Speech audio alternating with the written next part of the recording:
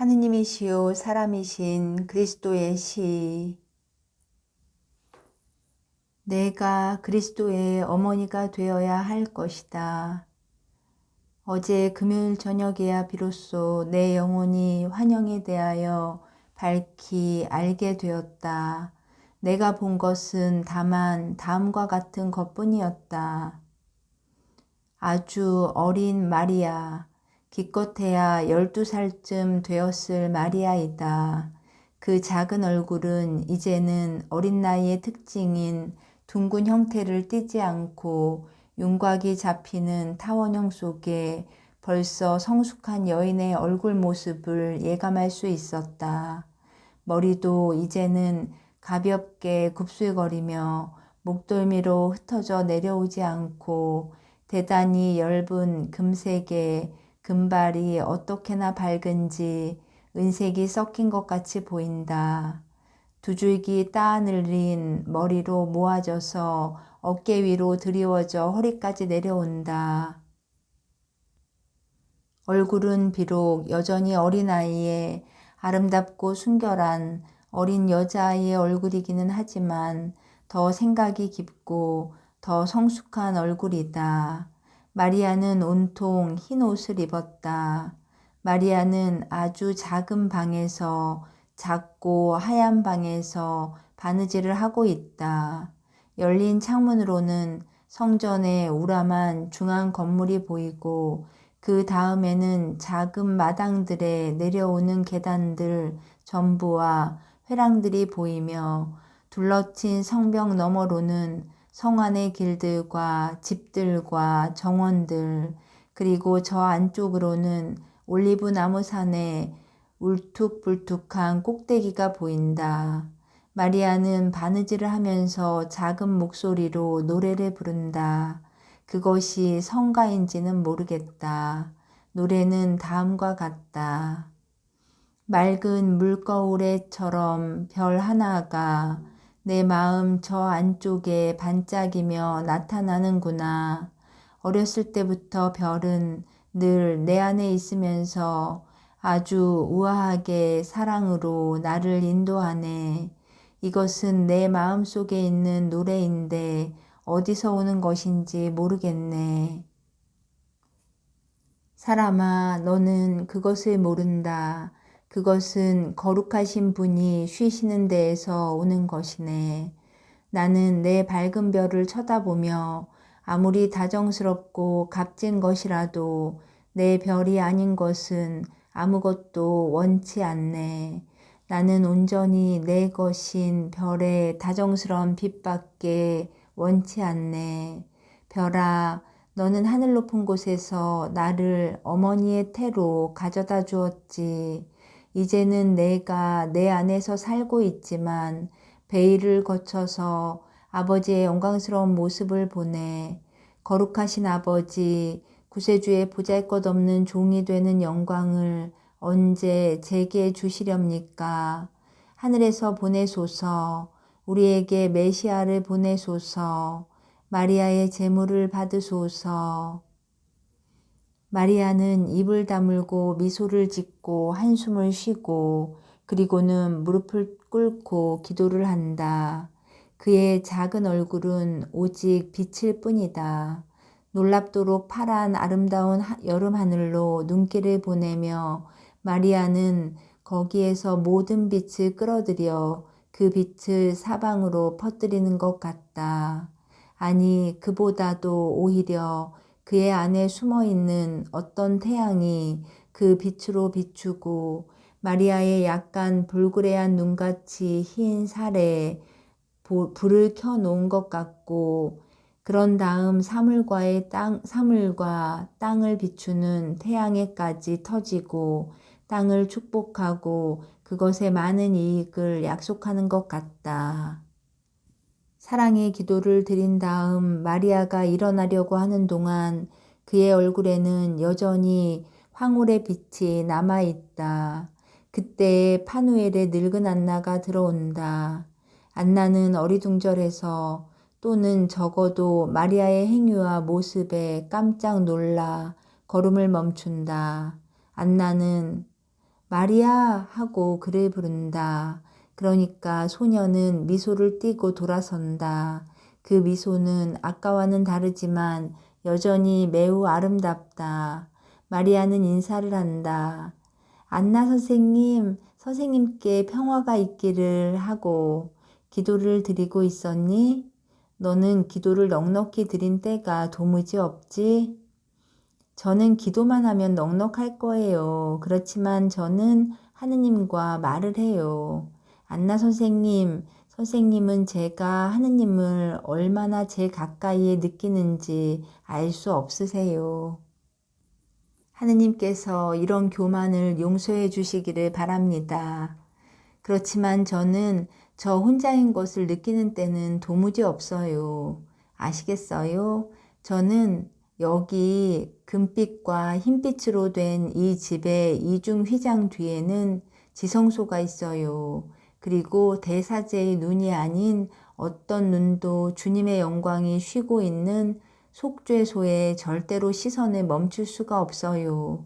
그렇지만 저는 동정녀들과 레위파 신관들의 노래의 음파가 떨리게 하고 귀중한 향의 발사물을 퍼뜨리는 저 수놓은 이중의 휘장을 마치 그 두꺼운 천을 꿰뚫고 증언을 볼 수 있게 하려는 것처럼 그것을 공경하는 제 영혼의 모든 경의를 가지고 바라볼 필요가 없습니다. 물론 저는 그 휘장을 바라보아요. 제가 이스라엘의 자손처럼 경의를 가지고 그것을 바라보지 않는가 하고 걱정하지 마셔요. 교만이 지금 제가 선생님께 말씀드리는 것을 제게 생각하게 하면서 제 눈을 멀게 하지 않는가 하고 걱정하지 마셔요. 저는 그것을 바라보아요. 그리고 하느님의 짐을 더 겸손되이 모든 사람들 가운데에서 가장 가치 없는 여자라는 것을 확신하는 저보다 더 겸손되이 바라보는 하느님 백성의 보잘것없는 종이 없어요. 그렇지만 제게는 무엇이 보입니까? 휘장이 보여요. 그 휘장 저쪽에는 무엇이 있다고 제가 상상하나요? 성막입니다. 그리고 성막 안에는 무엇이 있고요? 그렇지만 제가 제 마음속을 들여다보면 당신 사랑의 영광으로 빛나시는 하느님이 보이시고 그분이 제게 너를 사랑한다 하고 말씀하셔요. 그리고 저도 그분께 저도 하느님을 사랑합니다 하고 말씀드리고 제 심장이 한 번 뛸 때마다 이 서로의 입맞춤 속으로 녹아들어가고 거기에서 새로워져요. 저는 여러분 대단히 사랑하는 선생님들과 동무들 가운데 있습니다. 그렇지만 불꽃의 동그라미가 저를 여러분에게서 외따로 떼어놓아요. 동그라미 안에는 하느님과 제가 있고요. 그리고 저는 하느님의 불꽃을 통해서 여러분을 보고 또 그렇게 여러분을 사랑해요. 그렇지만 여러분을 육체에 따라서는 사랑할 수가 없고 또 아무도 절대로 육체에 따라서 사랑하지 못할 것입니다. 제 유일한 사랑은 저를 사랑하시는 정신에 따라 사랑하시는 그분이십니다. 나는 나의 운명을 알고 있다. 여러 세기째 내려오는 이스라엘의 율법은 어떤 동정녀를 가지고도 아내를 만들고 어떤 아내를 가지고도 할머니를 만들고자 해요. 그러나 율법에 복종하는 저는 내가 너를 원한다 하고 말하는 목소리에 복종합니다. 저는 동정녀이고 동정녀로 있겠습니다. 제가 어떻게 그렇게 할 수 있겠느냐고요? 그 목소리, 제 곁에 있는 보이지 않는 현존이 제게 도움을 가져다 줄 것입니다. 그 현존이 그것을 원하니까요. 저는 걱정하지 않아요. 이제 저는 아버지도 어머니도 안 계셔요. 그리고 제가 가졌던 인간적인 것이 어떤 고통 중에 소멸하였는지를 알 분은 영원하신 분밖에 안 계십니다. 그것은 격렬한 고통, 격렬한 것 이상의 고통이었어요. 이제 제게는 하느님밖에 안 계셔요. 그래서 저는 하느님께 맹목적으로 순종해요. 그러나 목소리를 따르고자 하는 사람은 부모의 명령을 지나쳐 가야 한다고, 부모는 그들의 아이를 보호하는 담 주위로 순찰을 도는 애정 가득한 파수병이지만 그들의 아이를 자기들의 길로 해서 행복으로 인도하기를 원하며 무한한 기쁨으로 인도하는 다른 길들이 있다는 것을 모른다고 목소리가 제게 가르쳐 주기 때문에 저는 아버지, 어머니의 뜻에 어긋나게 그렇게 했을 거예요. 저는 나의 사랑하는 사람, 나의 정배, 오너라 하고 말하는 목소리를 따르기 위해 옷과 겉옷을 버렸을 것입니다. 저는 모든 것을 포기했을 거예요. 제 눈물의 진주도 포기했을 것입니다. 불복종해야 하는 것 때문에 저는 울었을 터이니까요. 제 피의 홍옥도 포기했을 것입니다. 저를 부르는 목소리를 따르기 위해 죽음까지도 무릅썼을 터이니까요. 제 피의 홍옥들은 제 부모에게 아버지 어머니의 사랑보다 더 위대하고 한층 더 다정스러운 것이 있다고, 그것은 하느님의 목소리라고 말했을 것입니다. 그러나 지금은 그분의 뜻이 저를 효도의 의무에서도 해방시켰어요. 하기는 부모님은 저를 붙잡아 두지 못하셨을 것입니다. 제 부모님은 의인들이셨고 하느님께서 제게 말씀하시는 것과 같이 그분들의 마음속에 말씀하셨어요. 제 부모님은 정의와 진리의 길을 따라가셨을 것입니다. 제가 부모님을 생각할 때면 그분들이 성조들 곁에서 쉬고 계시는 것을 보아요. 그래서 그분들에게 천국의 문을 열어주실 메시아의 강생을 제 희생으로 앞당기는 것입니다. 이 세상에서는 제가 서 있습니다. 아니, 오히려 하느님께서 가엾은 당신의 여종에게 명령을 말씀해 주시면서 인도하십니다. 그리고 저는 그 명령들을 지키는 것이 제 행복이기 때문에 그것들을 지킵니다. 때가 오면 제 비밀을 남편에게 말하겠어요. 그러면 그 사람은 그것을 받아들일 것입니다. 하지만 마리아야, 그 사람을 설득시킬 어떤 말을 찾아내겠단 말이냐? 너를 반대하는 것으로는 남자의 사랑과 율법과 생명이 있을 터인데, 저는 하느님을 모시고 있을 거예요. 하느님께서 제 남편의 마음을 열어 빛을 받아들이게 하실 것입니다. 생명은 관능의 자극을 잃고 사랑의 향기를 내뿜는 순결한 꽃이 될 거예요. 율법은 안나 선생님, 저를 하느님을 모독하는 여자라고 부르지 마세요. 그렇지만 저는 율법이 변할 것이라고 생각해요. 율법이 하느님에게서 오는 것이면 누가 그것을 바꾸겠습니까? 그렇게 하실 권한을 가지신 오직 한 분, 하느님께서 그렇게 하실 것입니다. 때가 가까웠어요. 여러분에게 말씀드리지만 여러분이 생각하시는 것보다 더 가까웠습니다. 다니엘 예언서를 읽는 중에 제 안에 제 마음 한가운데에서 오는 큰 빛이 나타났어요. 그리고 제 정신은 그의 비밀의 말의 뜻을 깨달았습니다. 의인들의 기도 때문에 그 70주가 단축될 것입니다. 횟수가 바뀔 것이란 말인가요? 아닙니다. 예언서는 거짓말을 안 해요. 그렇지만 태양의 운행이 아니라 달의 운행이 예언의 때를 재는 기준입니다. 그렇기 때문에 한 동정녀의 아들이 우는 것을 들을 시간이 아주 가까이 왔다고 여러분에게 말씀드리는 것입니다. 아, 저를 사랑하고 제게 많은 말을 하는 그 빛이 하느님의 아들이고 그분의 백성의 메시아를 낳을 행복한 동정녀가 어디 있는지 내게 말해 주었으면 좋겠어요. 저는 맨발로 걸어서 온 땅을 돌아다닐 거예요. 추위도, 얼음도, 먼지도, 삼복 더위도, 야수도, 굶주림도, 제가 그 동정녀를 만나서 이렇게 말하는 것을 막지 못할 거예요.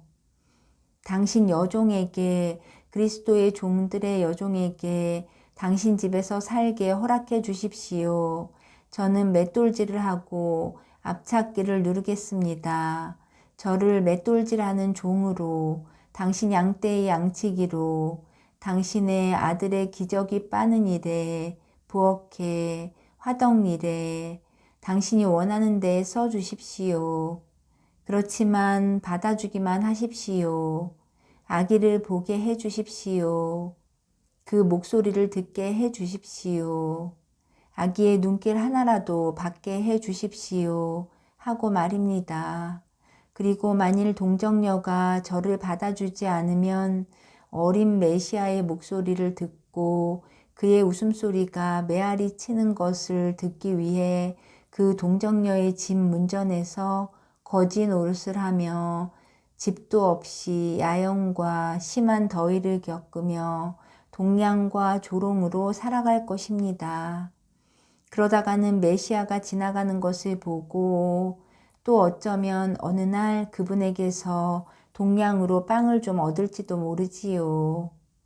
아, 굶주림이 제 위를 괴롭히면, 그리고 그렇게 오래 굶어서 제가 쇠약해지는 것을 느끼면 저는 그 빵을 먹지 않겠어요. 그 빵을 진주 주머니처럼 가슴에 꼭 껴안고 그리스도의 손의 향기를 맡으려고 그 빵에 입 맞추겠어요. 그러면 그때부터는 배도 고프지 않고 춥지도 않을 것입니다. 그 접촉으로 제가 황홀과 열과 황홀과 양식을 받을 터이니까요. 내가 그리스도를 그다지도 사랑하니 내가 그리스도의 어머니가 되어야 할 것이다. 그 때문에 내가 동정녀로 그대로 있기를 원하는 것이지. 아, 아닙니다. 저는 비참하고 먼지 같은 인간입니다. 저는 감히 영광을 향해 눈을 들지 못해요. 그렇기 때문에 그 뒤에 보이지 않는 야훼의 현존이 계신 것을 아는 이중휘장보다는 제 마음속을 보기를 더 좋아하는 것입니다. 저기에는 시나이산에 무서운 하느님이 계십니다. 그런데 제 안에는 우리 아버지 사랑이 빛나는 얼굴이 보입니다. 우리 아버지는 바람이 그 무게를 느끼지 않고 들어올리는 어린 새와 같이 아주 작고 꽃이 피어 향기를 풍기고 향기가 나고 순결한 부드러운 힘밖에는 바람에 대항시키지 않는 야생 은방울 꽃대같이 약하기 때문에 제게 미소를 주시고 축복해 주십니다. 제 사랑의 바람이신 하느님. 아닙니다. 저는 그런 야심은 가지고 있지 않아요. 그러나 하느님과 어떤 동정녀에게서 나실 분, 지극히 거룩하신 분의 거룩하신 이에게는 하늘에서 당신 어머니를 위하여 택하신 것과 세상에서는 그분에게 하늘에 계신 아버지께 대하여 말하는 것, 즉 순결 밖에는 마음에 드는 것이 없어요. 만일 율법이 이것을 묵상하고 그분들의 가르침에 모든 번뇌한 이론으로 율법을 과장하신 스승님들이 그분들의 정신을 더 높은 시야로 돌려 초자연적인 것에 몰두하시고 그분들의 연구의 최종 목적을 잊게 하는 인간적인 것과 유익한 것을 버리시면 그분들의 가르침의 방향을 특히 순결 쪽으로 돌려 이스라엘의 왕이 올 때에 그것을 발견하도록 해야 할 것입니다.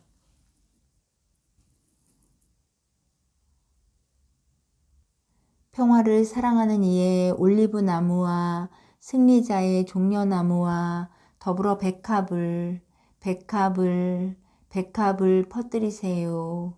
구세주는 우리를 구속하기 위하여 얼마나 많은 피를 흘려야 하겠습니까? 얼마나 많이요. 이사야가 고통의 사람에게서 본 수천 개의 상처에서는 초벌 구운 질그릇에서 나오는 물방울처럼 피가 비오듯 떨어질 것입니다. 그 신성한 피가 독신과 하느님을 모독하는 언사가 있는 곳에는 떨어지지 말고 그것을 받아들이고 모아서 정신이 병든 사람들과 곰팡이 쓴 영혼들과 하느님께서 보시기에 죽은 모든 사람들에게 부으려는 향기로운 순결의 잔에 떨어지기를 바랍니다. 그리스도의 땀과 눈물을 그 깨끗한 꽃잎에 흰 옷으로 닦아드리게 백합꽃들을 주세요. 백합꽃들을. 박해받으시는 그분의 뜨거운 열을 위하여 백합꽃을 주세요. 아, 당신을 가질 백합꽃이 어디에 있을 것입니까? 당신의 티로 물들고 당신이 돌아가시는 것을 보고 고통으로 죽을 그 사람이 어디에 있을 것입니까? 당신의 핏기 없는 몸에 눈물을 뿌릴 그 사람이 어디에 있을 것입니까? 오 그리스도여, 오 그리스도여, 내 한숨이여. 마리아는 입을 다물고 울음을 터뜨리고 쓰러진다. 안나는 한동안 말이 없다가 나이 많은 여자의 억양 없는 감격한 목소리로 말한다. 마리아야, 내게 가르쳐줄 또 다른 것이 있니? 마리아는 제 정신으로 돌아온다. 마리아는 겸손한 마음으로 선생이 자기를 비난하는 줄로 생각한 모양이어서 이렇게 말한다. 아, 용서하셔요. 할머니는 제 선생님이시고 저는 아무것도 아닌 불쌍한 계집아이입니다. 그렇지만 그 말은 제 마음에서 솟아나왔어요. 제가 말을 하지 않으려고 아무리 그 말을 주의해도 소용없어요. 점점 더 세차져서 뚝을 무너뜨리는 강물과 같아요. 저는 휩쓸려 가고 말은 넘쳐 흐르고 말아요. 제 말은 상관하지 마시고 제 것만을 꺾으세요.